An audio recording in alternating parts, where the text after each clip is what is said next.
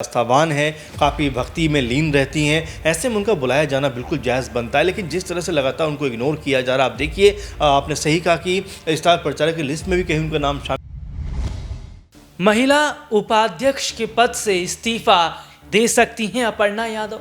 क्या बीजेपी से इस्तीफा देकर समाजवादी पार्टी में जाने की तैयारी कर रही हैं अपर्णा यादव? और क्या वाकई अपर्णा यादव के साथ बीजेपी ने ठीक नहीं किया, या ये कहा जाए अपर्णा यादव का बीजेपी में कोई बड़ा राजनीतिक कद नहीं है? ये साबित हो गया कैसे? क्योंकि अयोध्या में दीपोत्सव का कार्यक्रम हुआ और उस कार्यक्रम में बीजेपी के कई बड़े चेहरे मौजूद थे, लेकिन अपर्णा यादव दूर दूर तक नज़र नहीं आ रही थी। तो ऐसे में ये पता ही चलता है कि उपचुनाव से पहले इतना बड़ा कार्यक्रम होना, अपर्णा यादव की मौजूदगी ना होना, स्टार प्रचारक की सूची में ना होना, बड़ी किसी रैली में नजर ना आना, ये जाहिर तौर पर है कि अपर्णा यादव का राजनीतिक कद उत्तर प्रदेश में भारतीय जनता पार्टी के अंदर नहीं है। और ऐसे में क्या अपर्णा यादव एक बड़ा फैसला लेने वाली हैं? क्या समाजवादी पार्टी की तरफ जाएंगी? क्या है उत्तर प्रदेश के उपचुनाव से पहले की रणनीति, स्थिति अपर्णा यादव का? और इसी मुद्दे पर आज हम बात कर रहे हैं। बात करने के लिए हमारे साथ मौजूद है हमारे खास सहयोगी अमन सर। सर, बहुत बहुत स्वागत है इस प्रोग्राम में आपका। सर, अपर्णा यादव का अगर हम जिक्र कर रहे हैं, यादव परिवार का वो बहुत बड़ा हिस्सा है, मुलायम सिंह यादव की छोटी बहू है, जहां एक तरफ एक तस्वीर आती है कि करहल से अनुजेश यादव को जिम्मेदारी दी जाती है, वो भी यादव परिवार का हिस्सा है। लेकिन दूसरी तरफ हम देखते हैं कि अपर्णा यादव की कोई ना हिस्सेदारी दिखाई दी जाती है। अयोध्या में इतना बड़ा प्रोग्राम, दीपोत्सव का कार्यक्रम होता है, उसमें वहां पर नहीं आती हैं। तो क्या इसी बात से अंदाजा लगाया जाए, ना स्टार प्रचारक की सूची में, ना किसी रैली में, कि अपर्णा बीजेपी में रहने उनका कोई फायदा नहीं है, और बीजेपी में जो महिला उपाध्यक्ष की उपाधि दी गई है बस उन्हें मनाने, शांत करने के लिए दी गई है, और शायद कहीं ना कहीं इस उपाध्यक्ष पद से वो इस्तीफा देकर अब आगे सपा की तरफ वो बढ़ती शायद नजर भी आए? देखिए बिल्कुल। और राहुल, अगर हम अपर्णा यादव का जिक्र जब भी करते हैं, और देखिए जाहिर बात है कि एक बड़ी नेता हैं, एक बड़े नेता के तौर पर उन्होंने बीजेपी के अंदर एंट्री भी की थी। जिस वक्त उनकी एंट्री हो रही थी तब भी ये कहा जा रहा था कि बीजेपी में पहुंच के उनको बड़ी जिम्मेदारी मिलने वाली, लेकिन 2.5-3 साल के बाद उनको एक जिम्मेदारी मिलती भी है तो उससे वो लेने से इनकार कर देती हैं, मना करती हैं।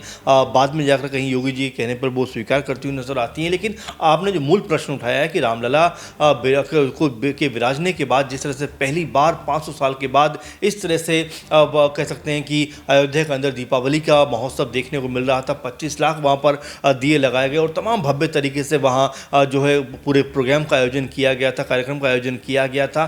तमाम नामी गिरामी चेहरे थे, लेकिन आपने सही कहा कि अपर्णा यादव वहाँ पर नज़र नहीं आए, क्योंकि अपर्णा यादव काफ़ी आस्थावान है, काफ़ी भक्ति में लीन रहती हैं। ऐसे में उनका बुलाया जाना बिल्कुल जायज़ बनता है, लेकिन जिस तरह से लगातार उनको इग्नोर किया जा रहा है, आप देखिए आपने सही कहा कि स्टार प्रचारक की लिस्ट में भी कहीं उनका नाम शामिल नहीं है। जबकि अगर देखा जाए तो मैनपुरी या करहल में जाकर वो प्रचार प्रसार कर सकती थी, फूलपुर में जाकर प्रचार प्रसार कर सकती हैं, और भी तमाम सीट से वहाँ पर जाकर कहीं ना कहीं अपना प्रभाव छोड़ती हुई नजर आती है। लेकिन बीजेपी की तरफ से हमेशा ये देखा जा रहा है कि अपर्णा यादव को जिस तरह दरकिनार किया जा रहा है, जिस तरह से उनको अलग थलग किया जा रहा है, ये कई तरह के सवाल खड़े कर रहा है कि क्या जानबूझकर ये कुछ किया जा रहा है। क्योंकि आप देख रहे हैं कि समाजवादी पार्टी से वो बीजेपी में शामिल हुई हैं, यादव परिवार की वो बहू हैं, तो ऐसे में क्या उनको इस वजह से कहीं ना कहीं अलग थलग किया जा रहा है? क्योंकि अभी तक कोई बड़ी जिम्मेदारी उनको ना मिलना, बड़ा पद उनको ना मिलना, कह सकते हैं कि जो सांसदी का चुनाव नहीं लड़वाना, कोई विधायकी का चुनाव नहीं लड़वाना, कई तरह की चीज़ों को इशारा करता है। और ऐसे में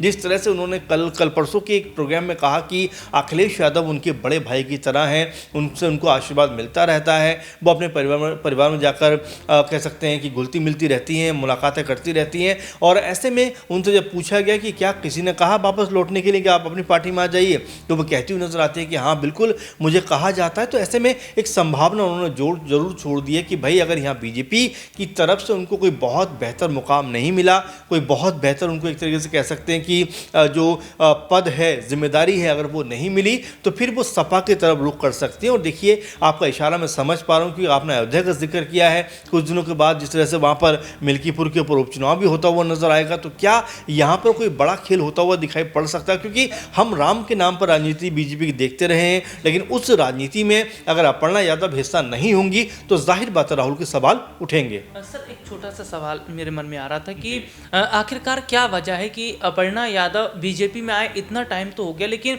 पार्टी उन्हें आगे नहीं बढ़ाना चाह रही है। क्या उन्हें ऐसा लग रहा है कि उनके साथ यादवों का वोट बैंक नहीं है, या उत्तर प्रदेश में उनका कोई जनाधार नहीं है, या फिर ऐसा लग रहा है कि अपर्णा यादव को अगर किसी सीट से उतार दिया जाता है तो वो जीत नहीं पाएंगी? तो क्या ये सर एक बड़ी चीज़ें हैं अपर्णा यादव को बीजेपी? देखिए बिल्कुल, हम बीजेपी की बात करते हैं तो अमूमन ये बात सुनने को मिलती है कि मोदी योगी का मैजिक चलता है, इसीलिए बीजेपी लगातार जीत रही है। तो ऐसे में अपर्णा यादव को उतारने में आखिर तकलीफ क्या है, ये समझ से परे की बात है, क्योंकि वो बतौर राजनीति करने के लिए बीजेपी में शामिल हुई हैं और जाहिर बात है कि उनको मौके मिलेंगे तो बिल्कुल आगे बढ़ती हुई नजर आएंगे। लेकिन जैसा मैं आपसे कह रहा हूँ कि यादव परिवार से वो आई हैं, तो ऐसे में कहीं सिर्फ उस यादव टाइटल का इस्तेमाल बीजेपी करना चाहते हैं। आप देखिए अनुजेश यादव को जिस तरह से करहल के ऊपर प्रत्याशी बनाया जाता है बीजेपी की तरफ से, इससे पहले वो कहाँ थे कि उनके बारे में कोई चर्चा नहीं हो रही थी। तो ऐसे में ऐन वक्त पर बीजेपी ने उनको लाकर कहीं ना कहीं कुछ यादव वोट काटने का प्रयास किया है और यही वजह मुझे ऐसा लगता है कि अपर्णा यादव के साथ भी हो रही है, क्योंकि अपर्णा यादव से बारंबार कहा जाता है कि भाई आप मैनपुरी में चलिए, वहाँ चलकर चुनाव लड़िए, लेकिन अपर्णा यादव हमेशा ये बात कहती हैं कि भले ही राजनीति का स्तर कहीं भी पहुँच जाए, लेकिन मैं मेरे परिवार के खिलाफ ना तो कुछ बोलूँगी और ना उनके खिलाफ चुनावों में उतरूँगी। ये शुरुआत से हमने देखा है कि अपर्णा यादव ने बड़ा स्पष्ट तौर पर कहा है। उन्होंने तो यहाँ तक कहा है कि मैं अपने परिवार के खिलाफ किसी भी कीमत पे नहीं जाऊंगी। और बीच में तो ये तक खबरें थी कि शिवपाल यादव के संपर्क में बहुत कह सकते हैं बहुत ज़्यादा थी वो, और उनको एक तरीके से लाने की कवायद भी की जा रही थी। लेकिन ऐन वक्त पे योगी जी ने उनको शायद कोई बड़ा आश्वासन दिया है, कोई बड़ा सपना ज़रूर दिखाया है, लेकिन अगर वो सपना पूरा नहीं होता है, अगर योगी जी का वो आश्वासन पूरा नहीं होता है, तो जाहिर बात है कि अपर्णा की वापसी जो है वो सपा में होती हुई नजर आएगी। और चूंकि अपर्णा यादव जिस हौसले के साथ में कह सकते हैं बीजेपी में शामिल हुई थी, जिस उत्साह के साथ में वो बीजेपी में शामिल हुई थी, वो उत्साह उनका अब लगातार घटता हुआ दिखाई दे रहा है। क्योंकि आप उनको लगातार इग्नोर करोगे, लगातार आप कह सकते हैं कि साइडलाइन करोगे, तो जनाधार बनेगा कहाँ से?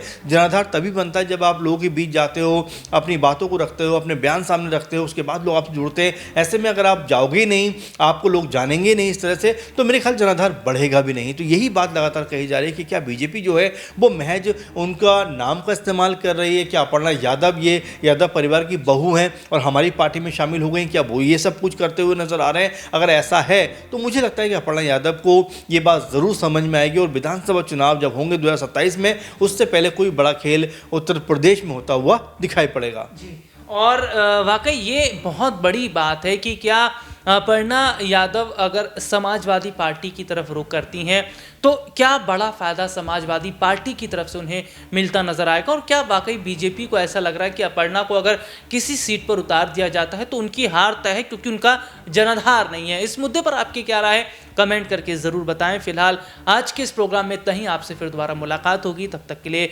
इजाज़त दीजिए, नमस्कार।